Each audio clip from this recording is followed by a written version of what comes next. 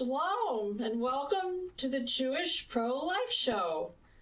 I'm Cecily Routman, founder and president of the Jewish Pro-Life Foundation, where we're saving Jewish lives and healing Jewish hearts by providing the Jewish community with much-needed pro-life education, Jewish-friendly pregnancy care and adoption referrals, and healing after abortion. Today, I wanted to talk about some legislative activities going on in the state of Kentucky and why this concerns us at the Jewish Pro-Life Foundation. It all started when one of our monthly Mishpachah members emailed me a story out of the Courier Journal in Kentucky. And it was about some lobbying being done there in the State House by the National Council of Jewish Women opposing a pro-life omnibus bill that was being considered there. So I want to show you the Courier Journal article first and then respond to it. This opinion was by Beth Salomon, and we'll get to know her at the bottom of this opinion piece. And this is what Beth had to say. Various nonpartisan and distinguished sources like the Pew Research recognize over 4,000 established religions in the world, most of which approve of abortions, especially when the pregnancy would endanger the mother's life. A recent Gallup poll reports that 80% say that abortion should be legal in all or most cases. This is higher, 87% when a woman's life is in danger, and 84% in the case of rape or incest. While only 7 of the major religions outright prohibit abortions in all circumstances, a majority of their worshipers would allow for exceptions. Judaism is one of the major religions in which the vast majority agree that decisions with respect to abortion should be left to the woman making the decision. In fact, Judaism not only permits the termination of pregnancy, but even requires it when the life of the pregnant person is in danger. Danger can be defined in multiple ways, including both physical and mental health. The mental state of a pregnant person can be as critical as physical health. Jews, as well as many other religions, do not believe that life begins at conception. Jewish texts emphasize that the fetus does not have the status of personhood, describing it as mere fluid for the first 40 days after conception and part of the pregnant person's body thereafter. Reproductive freedom is a Jewish value. Unfortunately, Kentucky legislators are voting and signing into law restrictions abortions as well as all reproductive health. The Kentucky House passed House Bill 3. With this now going to the Kentucky Senate, a sweeping anti-abortion bill that adds extreme regulations and restrictions on pregnant people, doctors, pharmacies, and other services. It restricts access to abortions for people under the age of 18 and college students. It also bans receiving abortion medication by mail or shipment and places more restrictions on anyone using medication to end a pregnancy, a practice which accounts for half of all abortions in Kentucky. The United States of America was founded on, and one of our biggest strengths is, our freedom of religion. So important was the Founding Fathers' belief in this that they made it the First Amendment in our Bill of Rights. The First Amendment states, quote, "Congress shall make no law respecting an establishment of religion," unquote. Much of the justification for prohibiting abortion has been rooted in a Christian interpretation that life begins at conception. However, as stated previously, this is not the case in Judaism. The First Amendment also states that, quote, "Congress shall make no law prohibiting the free exercise," unquote, "of religion." All these anti-choice bans and restrictions do not affect just a Jewish woman's rights, but also denies her religious beliefs while forcing her to abide by other religious practices. Furthermore, these anti-choice bans and restrictions could force a Jewish doctor to renounce his or her religious and medical beliefs while forcing her or him to abide by other religious doctrines. The imposition of one's religious belief to the detriment of all others, should concern all people who believe in religious pluralism and religious freedom. For too long, the faith-based narrative around abortion has neglected to include people of faith who believe differently. National Council of Jewish Women, with their 180,000 members and 60 sections across this country, has started 73 Forward, a Jewish movement for abortion justice. As longtime proponents of challenging the status quo, NCJW is refusing to stand by while anti-abortionists misuse faith to justify restricting abortion rights and access. NCJW Louisville section is urging everyone to contact all elected officials, U.S. senators and representatives, Kentucky senators and representatives, Kentucky Attorney General, to stop imposing particular religious beliefs on the people of the Commonwealth. And then it says that Beth is National Council of Jewish Women, Louisville Section State Policy Advocate, and the Jewish Community Relations Council Chairperson. So that was her opinion piece in the Courier Journal. Now, it's full of lies and misrepresentations about Judaism and the issue of abortion. So rather than listen to me come up with my own comments about her lies and distortions, I thought I would read you an excellent opinion piece written by Bonnie Chernin. Bonnie's piece is called, "At the National Council of Jewish Women, Abortion is Their Religion." March 7th, 2022. In her attempt to convey the obscene message that Judaism supports unlimited abortion on demand, Beth Solomon wrote a despicable op-ed article that defends reproductive freedom as a Jewish value. This is the disinformation campaign one can expect from radical pro-abortion columnists like Ms. Solomon. She's the state policy advocate for the National Council of Jewish Women in Kentucky. The National Council has been aggressively promoting radical abortion policies for 50 years. They support abortion up to birth for any reason, and they take passages from the Torah and provide a distorted interpretation of the verses. Ms. Solomon is promoting a dangerous ideology devised to indoctrinate readers with her opinions rather than educate them with the facts. In Judaism, all human life is sacred. Abortion is a violation of Jewish law and considered akin to murder. The authentic position is that Judaism is pro-life. If you tell a lie big enough and keep repeating it, people will eventually come to believe it, is a quote attributed to Hitler's propaganda minister, Joseph Goebbels. The NCJW has created a propaganda playbook that diminishes and devalues the lives of unborn children to justify killing them for any reason. The NCJW supported the horrendous so-called Women's Health Protection Act. Calling it the Infanticide Act would be a more accurate name. This is a baby kill bill. It permits unrestricted abortion on demand up to birth. It failed in the Senate. Had that bill become law, every minimal abortion restriction that most Americans support would have been nullified. All parental notification and consent laws would be scrapped. Abortions would be legal for any reason after 20 weeks when the unborn child can feel pain. State requirements that pregnant women view ultrasounds of their babies so they can give informed consent would end. States would not be allowed to protect infants that survive abortion. That decision would be left with the abortionist, and taxpayers in all 50 states would be forced to pay for abortions. There is nothing in the Torah, Midrash, or other sacred Jewish texts that allows abortion on demand for convenience or choice.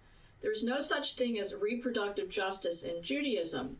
Our Jewish matriarchs, Sarah and Rachel, were barren and prayed to Hashem to bless them with children. Nowhere was the maternal instinct more powerful and overarching than in the lives of our matriarchs. Rachel felt helpless as her older sister Leah easily conceived one child after another and said to Jacob, "Give me children or else I die." Genesis 31. Deuteronomy 30:19 reads, "Now choose life so that you and your descendants will live." It doesn't matter what 83% of American Jews think. It matters what the Torah states. Killing babies was not God's mission for humanity. The passage in Exodus 21:21-25 is not about abortion. The verses clearly reference either a miscarriage or a possible live birth. Since Roe v. Wade, there have been 63 million abortions in the United States. Does Ms. Solomon think these are all miscarriages? If she does, she's right. They are miscarriages of justice against the unborn. Ms. Solomon leaves out important facts about preborn life in her defense of abortion. Jewish doctors are allowed to violate the Shabbat to save the life of an unborn child. The only time abortion is permitted in Judaism is in the very rare instance where the mother's physical life is threatened. Those comprise less than 1% of all abortions.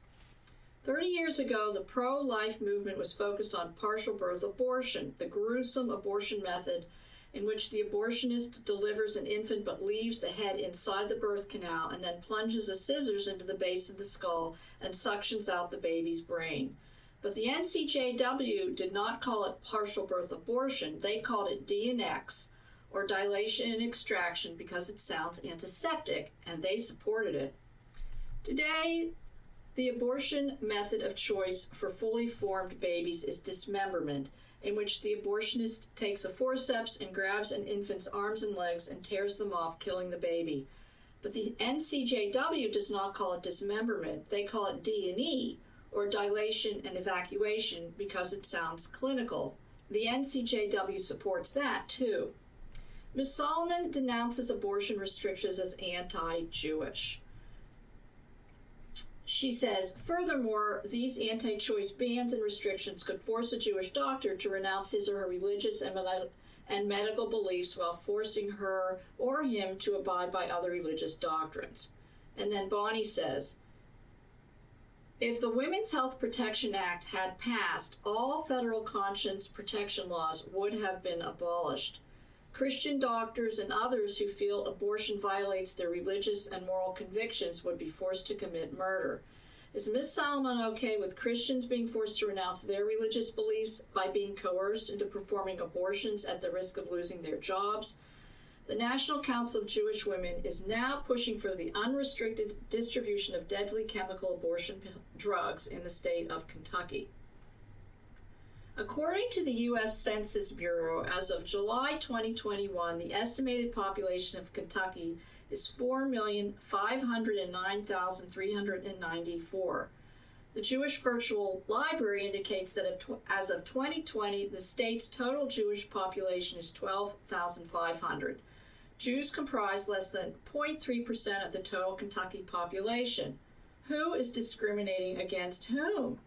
If the National Council of Jewish Women really wanted to help women in crisis pregnancy situations, they would promote the over 2,700 pregnancy resource centers across the United States that provide pregnant women with professional, essential life-affirming care.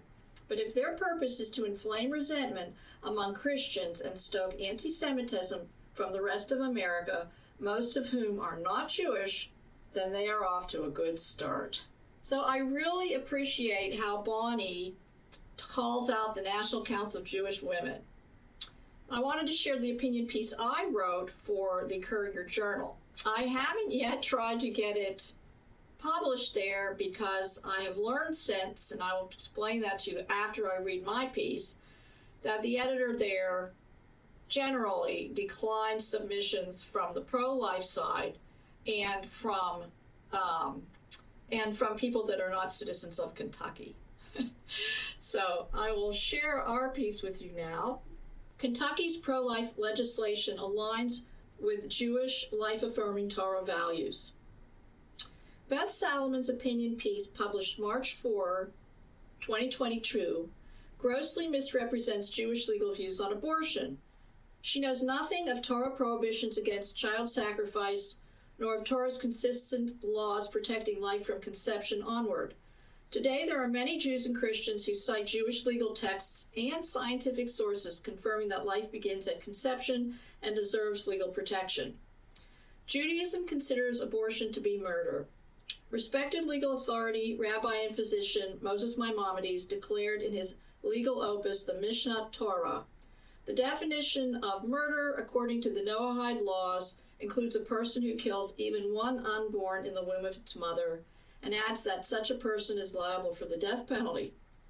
Jewish legal authority in modern times, Rav Moshe Feinstein, stated, not only are Jews prohibited from having an abortion, but they are prohibited from assisting non-Jews from having an abortion too.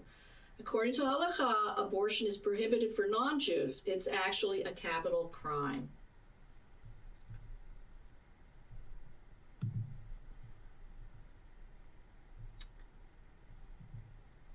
Judaism is the original source of the exception to the prohibition of abortion to save the life of the mother. Every pro-life law includes this specific exception. It was intended to be used in medieval times only in the case of a woman's imminent death because of breech birth. Virtually no medical reason exists today that justifies killing a child in the womb to save the mother's life. Relying on medieval texts to justify murdering children before birth and after birth, as abortion advocates increasingly demand, ignores modern scientific proof that confirms the actual living human status of the unborn child. Would Ms. Solomon dismiss outright modern treatment for disease in favor of ancient prescriptions such as bloodletting? Of course not. Our American First Amendment freedom of religion proscribes freedom to murder, whether Islamic honor killings or satanic temple abortion rites. Jews who demand allowances to approve abortions upon religious grounds that do not constitute imminent physical danger to the mother must comply with state and federal homicide statutes. Public opinion on abortion from polling isn't reliable, nor should it be used to codify law. Harm, injury, and damage done according to current relevant laws demonstrate that abortion should be severely limited. Millions of innocent deaths of unborn citizens, withholding pain medication while these victims are tortured to death, racial targeting of babies of color in places like New York City where more black babies are aborted than born, physical, mental, and emotional harm to mothers, abortion industry noncompliance with standard medical regulations and deceptive clinic practices, failure to report sex crimes or protect victims of sex trafficking, and illegal sales of live babies for organ harvesting. Jewish values incorporate actions that protect and save life, not destroy life. Our traditions teach us to use our abundant resources to help vulnerable women and children flourish, to actively rescue those who are targeted for death, to respect life as made in the image of the Creator, to promote family, community, and posterity. Our legal code forbids direct involvement in the destruction of life or support of businesses that destroy life. Abortion was weaponized against Jews in the Holocaust in pursuit of the final solution. Legal slaughter of subhuman parasites, as we were deemed, codified systemic racism and genocide. This language and legal precedent provided sanction for systemic racism and genocide in current American abortion law. Every Jew ought to support HB 3 because it aligns morally with Torah and because it minimizes another existential threat to Jews in the future.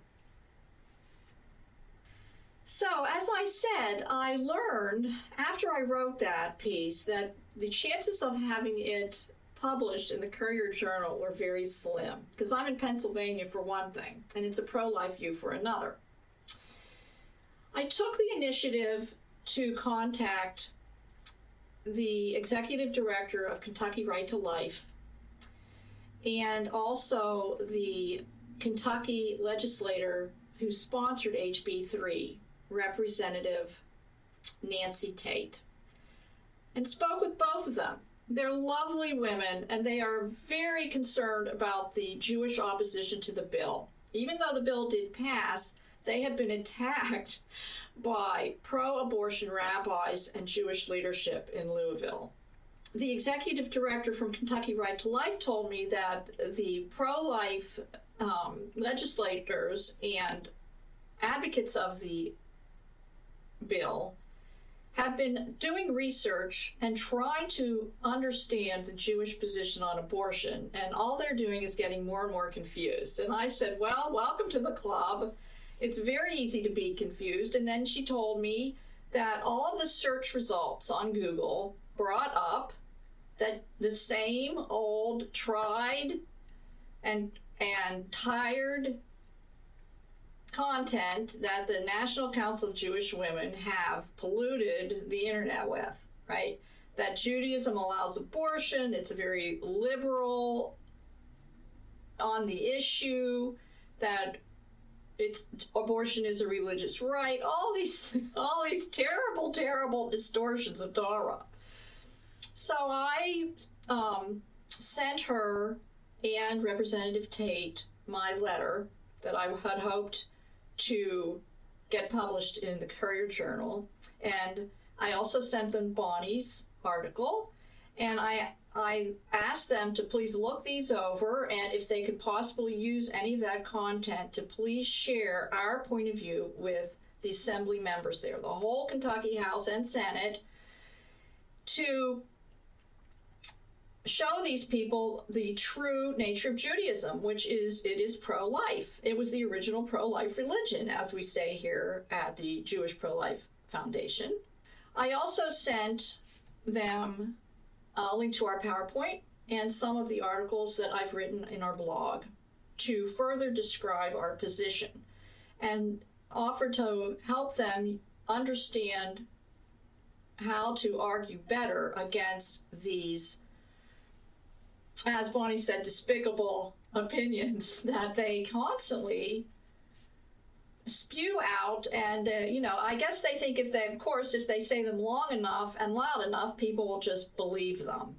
And I think it's really sad that there have been apologies offered by some of the representatives in Kentucky to the Jewish people, fearing that they may have offended them. And I counseled these ladies, these pro-life ladies, to stop apologizing, because they have to speak for God and do it confidently and righteously.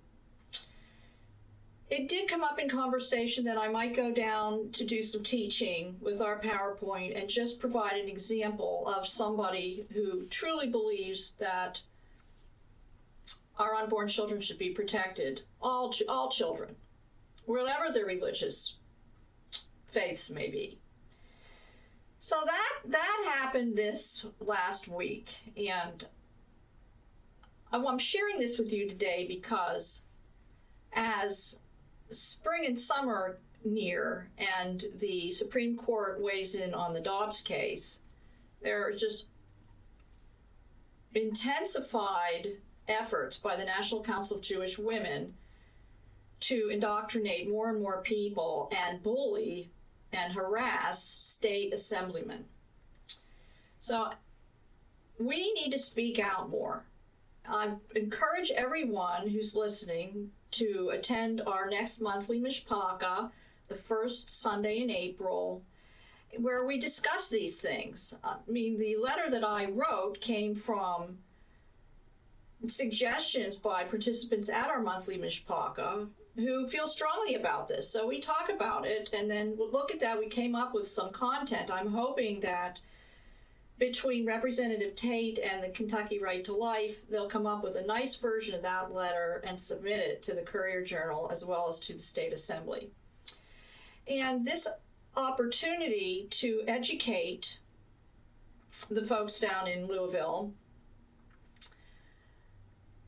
has given me an idea that perhaps we ought to make our work and our educational resources available to all 50 state House and Senate members who would like to learn about the true nature of Judaism. So I'm going to be contacting these wonderful people and letting them know that we'll be happy to help in any way we can to educate, because that's what we do here at the Jewish Pro-Life Foundation.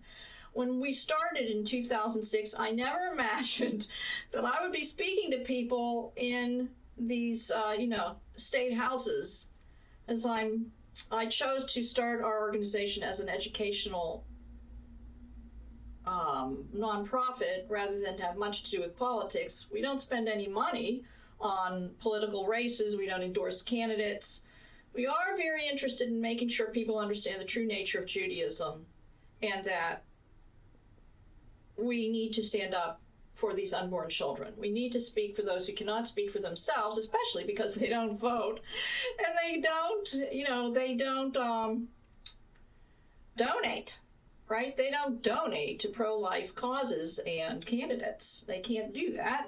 So we have to speak for them. Which brings me to, the fact that this week's Purim, we have the Fast of Esther on Wednesday. And,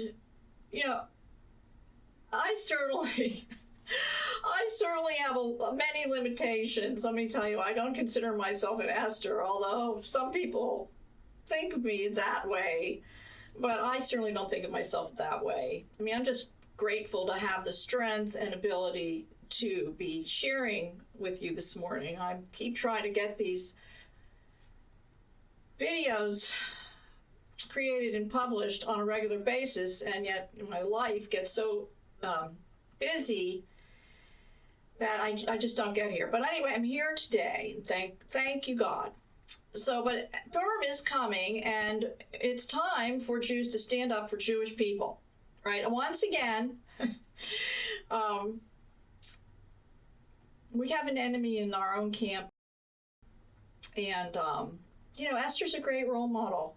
So, initiating conversation and speaking out against genocide, whether it's Jews in the womb or other people in the womb, requires a lot of courage and faith, right? And belief that it is the right thing to do to speak up. I mean, we really do need to demonstrate to the rest of the world that Jews believe in life, that we're willing to sacrifice our reputations, our money, our jobs, our social standing to stand up for innocent life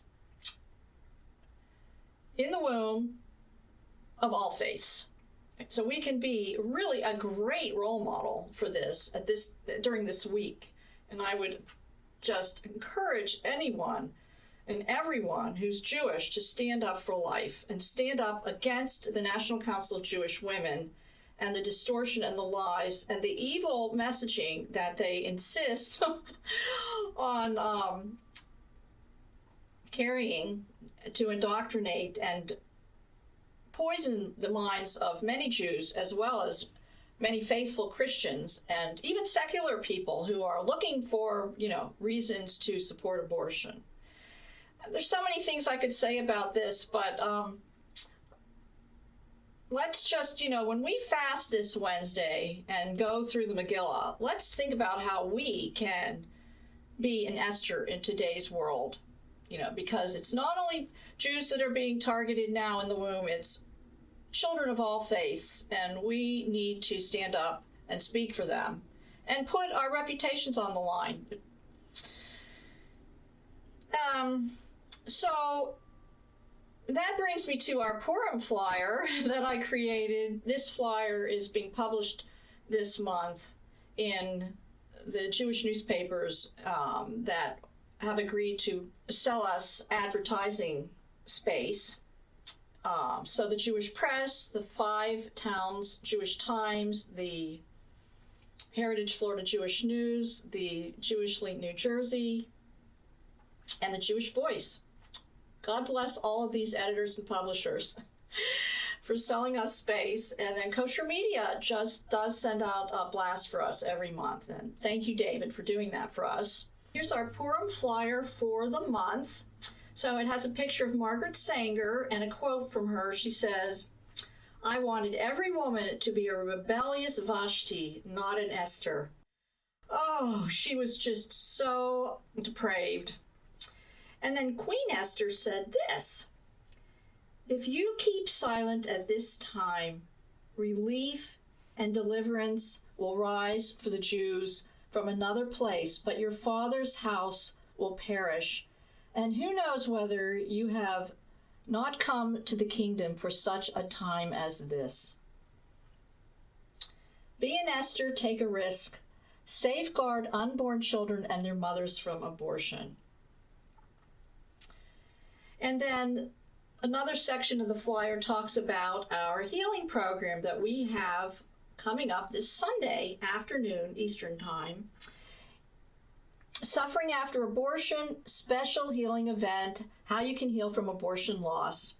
March 20th, 2022 in our private Zoom room. Information and registration at barbarabeth54@protonmail.com or a phone number 347-566-7898. And I want to show you our 2 flyers that we made for this event. The Hebrew version is on the left, and the English version is on the right. Tikvat Rachel, Rachel's hope for all her children, both born and unborn. So this unique opportunity to meet and participate in a post-abortion group encounter and discussion. Tikvat Rachel offers a unique teshuva-based approach to healing for Jewish women who suffer with post-abortion regret. Attendees can meet and speak with one another afterward in a private chat room. So it's coming March 20th, 1 to 5 o'clock Eastern Time in our private Zoom room. No fee. We're charging nothing. If you're a Jewish woman from any denomination or any level of observance, you are welcome to come. Information and registration at barbarabeth54@protonmail.com or a phone number 347-566-7898. The Hebrew flyer we are sending to our friends in Israel to hopefully provide the opportunity to women in Israel. The program is going to be in English this time, and we are exploring ways to add Hebrew subtitling and translation for the next time we host an event like this. But thank God we do have friends in Israel who are willing to post the flyer there too. So that brings us to the end of our show today. Thank you very much for allowing me to spend a little time with you sharing our opinions and points of view. Please visit our website, jewishprolifefoundation.org. On the homepage, you can sign up for our newsletter. You can go to the library to download our PowerPoint entitled Judaism, the Original Pro-Life Religion. You can download the healing program in the library and find contact information for our facilitator there too. You can request a welcome packet on our website and check out our Pro-Life Rabbis page, the Pro-Life blog, and our Jewish-friendly pregnancy care and adoption resources. Be sure to visit our worship page where you can learn more about our online accessible Shabbat services and Torah studies led by our pro-life rabbis, Rabbi Bovid and Rabbi Nachman, and they're both going to be doing Purim services through Zoom. Please subscribe to our podcast, Jewish Pro-Life, where we upload the audio of our shows.